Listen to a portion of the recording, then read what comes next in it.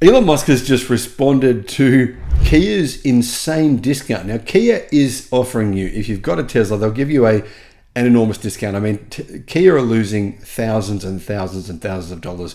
Massive, massive losses here. So Kia are basically willing to lose $10,000 to try and win you over. If you're a Tesla customer, to try and win you over from a Tesla to a Kia. Elon Musk has responded to this. I think he thinks this is all pretty insane. It's, in my opinion, a ludicrous kind of race to the bottom. And this is what Elon Musk had to say. Hello, my friends. Welcome to the channel.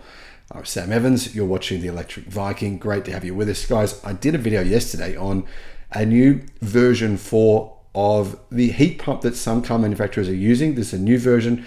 It's going to be in the new Kia EV3. In their EV3, which is coming out within the next 4, 5, 6 months, or maybe even sooner than actually, because we've seen these EV3s driving around.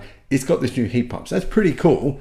But this heat pump is not yet in any existing Kia vehicles. So that's not relevant to this story. But I just thought I'd throw it in there, put it out there. Speaking of putting things out there, I just want to say a big thank you to our Patreon supporters, guys. Couldn't do this without you. And really, really appreciate your support. If you'd like to support us on Patreon, that'd be amazing. I'll put a link in the description below. Kia is offering $1,000 off for an EV6 or $1,500 off for an EV9. But actually, this is a kind of a weird story because that's just for Tesla owners, but they're also offering an additional $8,000 off depending on what state you're in, depending on your location.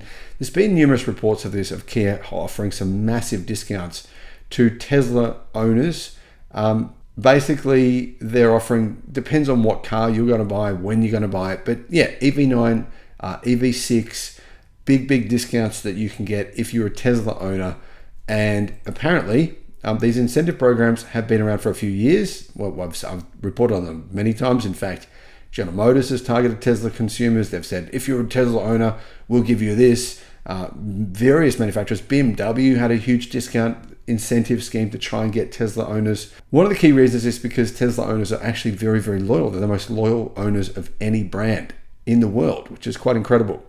Lucid apparently, they hang around supercharger sites to try and give test drives to Tesla owners to get them to switch. General Motors did the same thing. They set up test drives and they set up some marketing stuff in China. They did the same thing to try and target Tesla owners. Kia, all right, their program is interesting.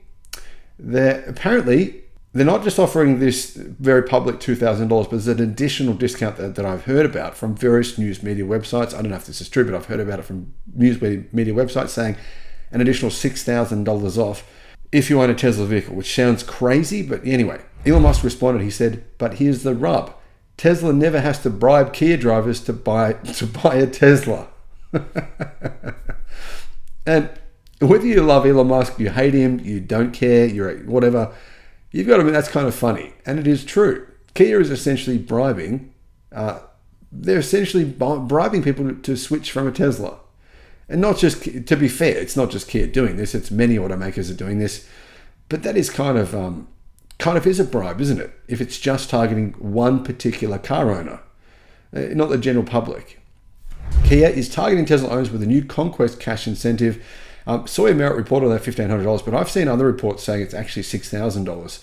So I think that probably is bigger than what Sawyer Merritt's actually said here.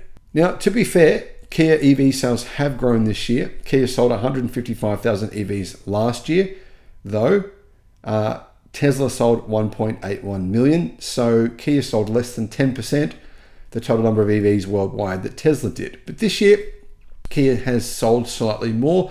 Not a lot more, to be honest, though. I think it's growth of around 15%. Not really all that significant. So 155,000 to end up, by the end of the year, they probably will have sold around 175,000, that's good. But it's still not enough. I mean, EV sales as a proportion of Kia sales are still only about 5% of all cars, of all company sales. So it's really not that significant. And one of the reasons why, of course, Kia is going after Tesla, especially in the United States, is because Kia doesn't really have any market at all in China. So China is Tesla's second biggest market in the world. It is the biggest car market in the world. Kia and Hyundai, they are almost non-existent. They do sell some cars in China, but very, very tiny amounts. they're considered like minor bit players in the Chinese car industry. So Kia really does have to go after Tesla owners in America, or potentially go after Europe, of course, as well, because of course Europe doesn't have any kind of customs fees or anything like that on EVs made in South Korea. Now, America's the same. You don't have to pay any customs fees, but you don't get the tax incentive, the $7,500 credit, unless the vehicle's made in America. Now, speaking of made in America, Kia has now begun making electric cars in America, which is great news. Guys, what do you think about Elon Musk's comments here? Do you agree? I mean, you know, I personally, if I was the CEO of a car company, I wouldn't tweet this, but I still do find it kind of funny.